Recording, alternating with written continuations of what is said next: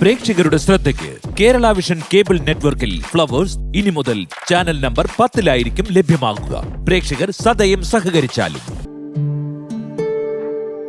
അപ്പൂപ്പ, അച്ഛൻ കുറെ തെറ്റ് ചെയ്തിട്ടുണ്ട്.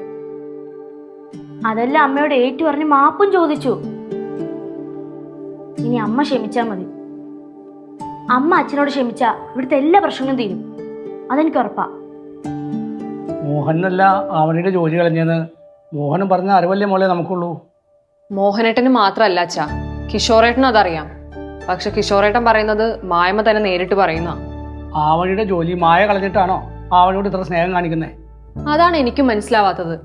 പക്ഷെ മോഹനേട്ടൻ പറഞ്ഞ പല കാര്യങ്ങൾ വെച്ച് നോക്കുമ്പോ മോഹനേട്ടനല്ല ചെയ്തെന്ന് എനിക്ക് തോന്നുന്നേ. അപ്പൂപ്പ അന്ന് അമ്മയുടെ അടുത്ത് പോയി സംസാരിക്കോ? അല്ല മോള്, നിന്റെ അച്ഛനെന്ത് പറ്റി? എല്ലാരും കൂടി എടുത്തിട്ട് പെരുമാറിയാ? അച്ഛനെന്ത് പറ്റി?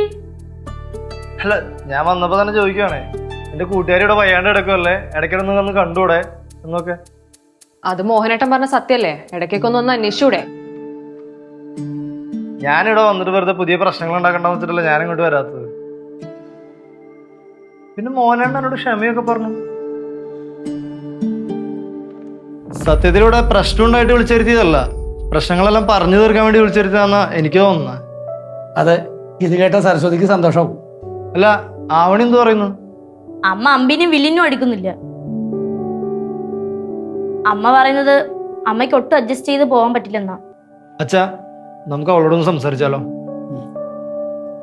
ഞങ്ങളെല്ലാരും ഒരു വട്ടം സംസാരിച്ചതാ. ഇനി നിങ്ങൾ രണ്ടുപേരും സംസാരിച്ചു നോക്ക്. അപ്പൂപ്പൻ പറഞ്ഞ അമ്മ തള്ളിക്കളയില്ല. അതെനിക്ക് ഉറപ്പാ. എനിക്കും അങ്ങനെയാ തോന്നുന്നേ. അച്ഛനൊന്ന് സംസാരിച്ചു നോക്ക്. എല്ലാ പ്രശ്നവും തീർന്ന് അവൾക്ക് സന്തോഷം നിറഞ്ഞ ജീവിതം കിട്ടുന്നുണ്ടെങ്കിൽ ഞാൻ സംസാരിക്കാം.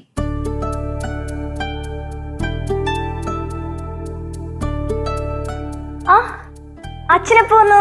കുറച്ചേരേ. എന്തേലും വിശേഷം ഉണ്ടോ അതോ വെറുതെ വന്നതാണോ? ഇല്ല, മോഹനം വിളിച്ചിട്ട് വന്നതാ.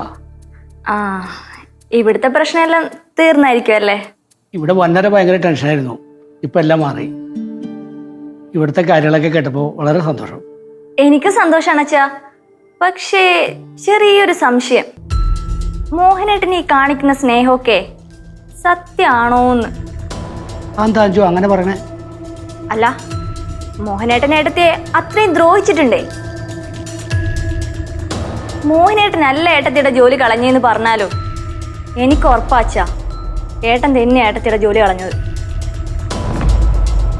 ഈ എന്നെ തന്നെ ഏട്ടത്തിക്കെതിരെ പറഞ്ഞു തിരിച്ചത് മോഹനേട്ടനാ. അല്ലെങ്കിൽ ഏട്ടത്തി ഞാനായിട്ട് എന്ത് പ്രശ്നമുള്ളത്? ഒരു പ്രശ്നവുമില്ല. ഇന്ന് രാവിലെ ഞാനും ഏട്ടത്തിയും കൂടി അതിനെപ്പറ്റി സംസാരിച്ചതേ ഉള്ളൂ. പിന്നെ അച്ഛാ, ഈ മോഹനേട്ടൻ എനിക്ക് നല്ലപോലെ അറിയാവുന്നതുകൊണ്ട് പറയാ, ഏട്ടൻ ഈ കാണിക്കുന്ന സ്നേഹമൊക്കെ സത്യമൊന്നും അല്ല. എനിക്കറിയാവുന്നതൊക്കെ ഞാൻ അച്ഛനോട് പറഞ്ഞെന്നേ ഉള്ളൂ. കേട്ടോ അച്ഛാ? അല്ല, ഞാൻ കാരണം ഏട്ടത്തിക്ക് ഒരു ദോഷം വരരുതല്ലോ. പാവം എന്തെല്ലാം അനുഭവിച്ചതാ.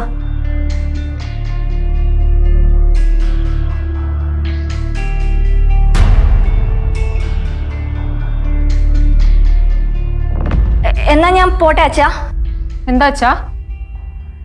ഞാൻ വെറുതെ അച്ഛനെ സുഖവിവരം ചോദിക്കാൻ നിന്നതാ. എന്നിട്ട് അന്വേഷിച്ചു കഴിഞ്ഞാ? എന്നാ പോയിക്കോ.